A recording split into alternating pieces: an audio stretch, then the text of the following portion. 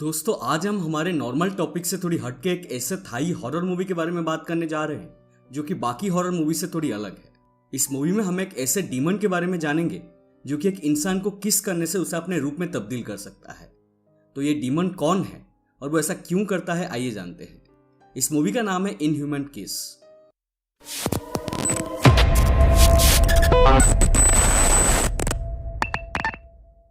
तो कहानी शुरू होती है गांव में चार बच्चों को दिखाते हुए जो कि गांव से थोड़ी दूर पर एक जंगल में हाइड एंड सीक खेलने जाते हैं। असल में ये चारों जहां जा रहे हैं वहां गांव के ज्यादातर लोग नहीं जाते क्योंकि जंगल के उस एरिया में एक घर है और कहा जाता है कि उस घर में नुआल नाम की एक क्रेसू डीमन रहती है जो कि वहां जाने वाले लोगों को मार डालती है। अब दोस्तों ये डीमन कौन है इसके बारे में हम थोड़ी देर में जानेंगे। फिलहाल हम कहानी पे चलते हैं। कहानी आगे बढ़ती है और हम देखते हैं कि इन चारों बच्चों में से साई, जर्ड और नोई छुपने चले जाते हैं और टिंग सबको ढूंढती है। साई और नोई छुपने के लिए उस घर में जाते हैं जहां कहा जाता है कि कभी उसमें नुआल को दफन किया गया था। और फिर हम देखते हैं कि घर में जाने के बाद साई और नोई अलग अलग कमरे में छुपने चले जाते हैं। अब यहाँ साई जिस कमरे में छुपी हुई है वहां उसे कुछ अजीब सी फीलिंग्स महसूस होती है जिससे हमें पता चलता है कि उसके आसपास कुछ तो ऐसा है। और कुछ ही देर बाद हम साई के पीछे एक उड़ता हुआ सिर देखते हैं जिसके नीचे से ऑक्टोपस जैसे हाथ निकल रहे हैं। और अचानक से यहाँ सीन कट होती है और हमें कुछ साल बाद की कहानी दिखाई जाती है जहां साई और जॉर्ज बड़े हो चुके हैं और ये टाइम था सेकेंड वर्ल्ड वॉर का। सेकेंड वर्ल्ड वॉर के चलते गांव के डॉक्टर्स और नर्स बैंकॉक चले गए हैं जख्मी सैनिकों के इलाज के लिए। अब साई और जॉर्ज मिलकर गांव के मेडिकल को चलाते हैं। नोई भी सालों पहले बैंकॉक चला गया था मेडिकल ट्रेनिंग के लिए, इसलिए यहां हम नोई को नहीं देख पाते हैं। अब आगे हम देखते हैं कि साई और जॉर्ज के बीच एक अच्छी दोस्ती है और जॉर्ज की हरकत से लगता है कि वो साई को पसंद करता है, मगर अभी तक उसने अपना प्यार का इजहार नहीं किया है। स्टोरी आगे बढ़ती है और हम देखते हैं कि साई और जॉर्ज हॉस्पिटल में आपस में बात कर रहे हैं कि तभी वहां एक औरत अपने बच्चे के साथ आती है जिसके पैर में चोट लगी हुई है। और जब साई उस बच्चे के घाव को साफ करती है तो खून को देखकर उसे एक अजीब सी क्रेविंग्स होती है, जैसे कि वो तुरंत ही उस खून को टेस्ट करना चाहती हो, मगर किसी तरह वो अपने आप को काबू करते हुए रोक लेती है। अब अगले दिन हम देखते हैं कि साई खिड़की के पास बैठकर बस जंगल की ओर देखे जा रही है कि तभी उसे जॉर्ज पीछे से टोक देता है। जॉर्ज पूछता है कि तुम इतनी देर वहां क्या देख रही हो। तब साई कहती है कि हमें जंगल में जाना होगा और वो तुरंत ही जॉर्ज को साथ में लेकर जंगल में चली जाती है। अब जैसे जैसे शाम से रात होती है घने जंगल में जॉर्ज और साई को कुछ अजीब सी चीजों का एहसास होता है और तब जॉर्ज साई को वापस चलने के लिए कहता है, मगर साई वापस जाने से मना कर देती है और ये भी नहीं बताती है कि वो यहाँ क्या लेने आई है। तभी कुछ देर बाद साई और जॉर्ज को एक मशाल की रोशनी दिखती है और जब वो ध्यान से देखते हैं तो पता चलता है कि ये तो नोई है। साई नोई को देखकर बहुत खुश हो जाती है और वो तुरंत ही जाकर नोई को गले लगा लेती है। ये देखकर जॉर्ज को अंदर ही अंदर बहुत तकलीफ होती है मगर वो कुछ नहीं कह पाता। अब वो तीनों आपस में बात कर ही रहे होते हैं कि तभी पीछे से एक शिकारियों का काफिला आता है और वो सब साई, नोई और जॉर्ज को साथ में लेकर उनके गांव आते हैं। इस काफिले का सरदार जिसका नाम टैड है वो साई के फादर जो कि गांव के मुखिया हैं उन्हें बताता है कि हम क्रेसू डीमन का शिकार करते हैं और हमें पता चला है कि आपके गांव में भी एक क्रेसू डीमन है। फिलहाल मुखिया को इस बारे में ज्यादा कुछ नहीं पता है और तब टैड उन्हें बताता है कि ये जो डीमन ये बहुत तेजी से अपनी आबादी बढ़ा रहे हैं, इसलिए इन्हें रोकना बहुत जरूरी है। गांव के लोग पूछते हैं कि ये डीमन अपनी आबादी कैसे बढ़ाता है। तब टैड बताता है कि जब ये डीमन किसी पानी में थूक दे और वो पानी कोई लड़की पी ले तो वो लड़की भी इसी क्रेसू डीमन में तब्दील हो जाती है जिससे उनकी आबादी आसानी से बढ़ती रहती है। और अगर वो पानी कोई लड़का पी ले तो उसे एक जानलेवा दर्द का एहसास होगा जिसे झेलना और ना झेलना उसकी ताकत पर निर्भर करेगा। अब ये बात जानने के बाद गांव वाले मुखिया पर दबाव डालते हैं कि वो शिकारियों को गांव में आने दे और उन्हें अपना काम करने दे। बदले में शिकारियों को बस थोड़ा सा रहने और खाने के लिए जगह चाहिए। अब मुखिया के हाँ करते ही सारे शिकारी गांव से थोड़ी दूर जंगल में अपना ठिकाना बना लेते हैं और क्रेसू को मारने के लिए जॉर्ज भी उन्हें ज्वाइन कर लेता है। अब अगले दिन हम देखते हैं कि साई सुबह सुबह बहुत बेचैनी के साथ उठती है और देखती है कि उसका पूरा बिस्तर खून से लथपथ है, जिसे देखकर वो तुरंत ही खून की उल्टियां करने लगती है। ये सब देखकर हम समझ पाते हैं कि साई के साथ कुछ तो बुरा चल रहा है, मगर वो किसी को भी इसके बारे में नहीं बता रही है। अब वो जल्दी से फ्रेश होती है और जब वो गांव में जाती है तो पता चलती है कि किसी क्रेसू ने गांव में एक गाय को खा लिया है और इन्हीं सब के बीच हम साई को थोड़ी बेचैन देख पाते हैं। उसी रात सारे शिकारी मिलकर क्रेसू को ढूंढने की तैयारी शुरू कर देते हैं और जंगल में नोई अपने किसी मैकेनिकल प्रोजेक्ट पर काम कर रहा है। अब इसी दौरान हम साई को अपने कमरे में देखते हैं जिसे बहुत ही ज्यादा तकलीफ होना शुरू हो जाती है और कुछ ही देर बाद अचानक से उसका सर धड़ से अलग हो जाता है। उसके सर के नीचे से ऑक्टोपस जैसे पतले पतले टेंटेकल्स निकल आते हैं और वो बहुत तेजी से चमकते हैं। दोस्तों यहाँ हमें पता चलता है कि साई भी एक क्रेसू डीमन है और ये सब जो हो रहा है उसके ऊपर उसका कोई कंट्रोल नहीं है। अब साई अपने कमरे से बाहर निकलती है और जंगल की ओर चली जाती है शिकार करने के लिए। और जब वो शिकार करके वापस घर आ रही होती है तो उसमें से निकलने वाली रोशनी को नोई देख लेता है और वो उसका पीछा करता है। बहुत टाइम पीछा करने के बाद नोई देखता है कि वो रोशनी साई के कमरे में चली जाती है। और फिर जब नोई सीढ़ी लगाकर साई के कमरे में झांकता है तो उसके पैरों तले जमीन खिसक जाती है। वो देखता है कि साई का सर उसके बॉडी से कनेक्ट हो रहा है और अब वो जान जाता है कि असल में साई ही वो क्रेसु डीमन है जो गांव के गायों को खा रही है। ये सब देखने के बाद नोई काफी डर जाता है और वो वहां से भागकर गौतम बुद्ध के मंदिर में चला जाता है। मंदिर में नोई की मुलाकात एक मॉन्क से होती है और तब नोई मॉन्क को बताता है कि वो जानता है कि असल में क्रेसु डीमन कौन है, मगर अब उसे समझ नहीं आ रहा है कि वो इस जानकारी का क्या करे। अब मॉन्क नोई को क्रेसु का इतिहास बताते हैं और कहते हैं कि कोई भी क्रेसु इंसानों पर बेवजह हमला नहीं करते हैं।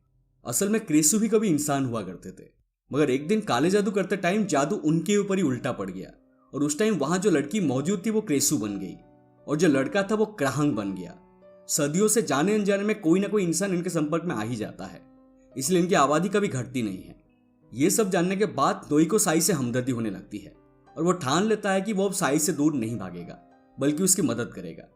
अब दोस्तों यहां मैं आपको बता दूं कि अभी मॉन्क ने क्रेसु और क्राहंग की जो स्टोरी बताई है वो आधी है, बाकी की स्टोरी हमें कहानी में आगे पता चलेगी। अब कहानी में आगे हम देखते हैं कि नोई हर रात साई के लिए कुछ मरे हुए मुर्गों को लेकर जाता है ताकि साई के क्रेसु बनने के बाद उसे खाना ढूंढने के लिए बाहर ना जाना पड़े। अब इस तरह छुपते छुपाते कुछ दिन गुजरते हैं और साई और नोई एक दूसरे से प्यार भी करने लगते हैं। एक दिन दोनों मिलकर जंगल में एक फल को ढूंढने जाते हैं जिसके बारे में उन्हें एक मॉन्क ने बताया था। उस जंगली फल में कुछ ऐसी ताकत है जो कि क्रेसु के काले जादू को भी कमजोर करता है और लड़की को इंसान के रूप में बने रहने में मदद करता है। मगर जब वो दोनों जंगल में उस फल को ढूंढने जा रहे होते हैं तभी टैड भी उनका पीछा करने लगता है क्योंकि कहीं ना कहीं टैड को साई के ऊपर शक हो गया था। इसके बाद हम देखते हैं कि साई और नोई उस चमत्कारी फल को जंगल में ढूंढ लेते हैं और उसी टाइम वहां टैड भी आ जाता है और साई को मारने के लिए उसके पीछे बढ़ जाता है। अब यहाँ हम साई का एक भयानक रूप देखते हैं और वो एक एक करके टैड के सभी साथियों को मार डालती है। मगर इस लड़ाई के आखिर में हम देखते हैं कि आसमान में साई के अलावा कोई और भी है जो कि उड़ते हुए साई को मारने की कोशिश कर रहा है और वो कौन है इसका खुलासा थोड़ी देर बाद होगा। फिर आगे हम देखते हैं कि ये क्रेसु वाली सारी खबर गांव वालों को पता चल जाती है और तब गांव वाले साई को मारने के लिए ढूंढने लगते हैं क्योंकि सभी लोगों का मानना है कि अभी तक गांव में जितनी भी हत्याएं हुई है वो साई ने की है। मगर यहाँ कहानी में एक ट्विस्ट आता है। गांव वाले जब साई को मारने के लिए उसके घर जाते हैं तब वो देखते हैं कि साई तो बिल्कुल नॉर्मल इंसान के रूप में है। दोस्तों मैं आपको बता दूं कि साई फिलहाल नॉर्मल रूप में इसीलिए है क्योंकि साई ने कुछ टाइम पहले ही वो चमत्कारी फल खा ली है जिससे वो कुछ टाइम तक अपने क्रेसु वाले रूप को होल्ड कर सकती है। अब यहाँ साई टैड पर पलटवार करती है और कहती है कि टैड ने कल रात मेरे साथ जबरदस्ती करने की कोशिश करी और जर्ड इस बात का गवाह है। अब क्योंकि जर्ड भी साई को चाहता है इसलिए वो साई की बात में हाँ मिला देता है क्योंकि वो नहीं चाहता कि साई गलत साबित हो और फिर गांव वाले उसे जान से मार दे। अब जर्ड के हाँ कहते ही गांव वाले टैड के खिलाफ हो जाते हैं और वो टैड को मारने के लिए आगे बढ़ते हैं। मगर टैड यहाँ हवा में फायर करते हुए वहां से भाग जाता है और क्योंकि उसके पास हथियार है इसलिए गांव वाले अंधेरे में उसका पीछा नहीं करते हैं। इसके बाद हम देखते हैं कि ये सब बात नोई मॉन्क को बताता है और कहता है कि मुझे क्रेसु और क्राहंग के बारे में और जानना है। मॉन्क बताते हैं कि ब्लैक मैजिक उनके ऊपर उल्टा पड़ने के बाद जब दो इंसान क्रेसु और क्राहंग के रूप में डीमंस बन गए थे तब उन्होंने इंसानों से अलग अपनी एक दुनिया बनाई और वो दोनों साथ रहने लगे और आपस में उन्होंने मानसिक और शारीरिक संबंध भी बनाया। मगर क्राहंग के साथ रिलेशन होने के बावजूद क्रेसु एक इंसान से प्यार कर बैठती है और उसके साथ संबंध बना लेती है।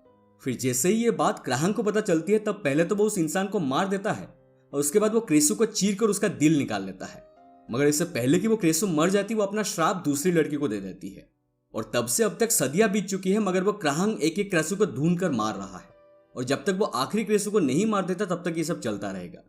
अब इस सीन के बाद कहानी जर्ड पर शिफ्ट होती है जो कि अपने कमरे में है और कुछ देर बाद वहां टैड आता है। मगर इस बार टैड का रूप देखकर हमें पता चलता है कि असल में टैड कोई इंसान नहीं बल्कि वही क्राहंग है और वो जर्ड को काट कर उससे भी एक क्राहंग बना देता है। अब यहाँ हम देखते हैं कि जैसे जैसे जर्ड एक क्राहंग में तब्दील होता है उसके मन में क्रेसु के लिए कड़वाहट बढ़ती जाती है और एक दिन जब वो पूरी तरह क्राहंग बन जाता है तब वो साई को मारने के लिए निकल पड़ता है क्योंकि उसे पता है कि साई एक क्रेसु है। अब क्योंकि क्राहंग बहुत तेजी से उड़ सकते हैं तो इसीलिए वो बेहद आसानी से साई के क्रेसु रूप को पकड़ लेता है। मगर जब वो साई को मारने वाला होता है तभी वहां नोई आ जाता है और वो जर्ड को सारी दोस्ती के पल याद दिलाता है और कहता है कि एक दोस्त होने के नाते साई को मारना ठीक नहीं होगा। अब प्यार से बात करने के बाद जर्ड के अंदर की कड़वाहट कम होती है और वो साई को छोड़कर टैड से लड़ने लगता है। अब क्योंकि टैड एक अल्फा क्रांग है इसलिए वो बहुत आसानी से जर्ड को मार देता है और फिर साई के पीछे पड़ जाता है।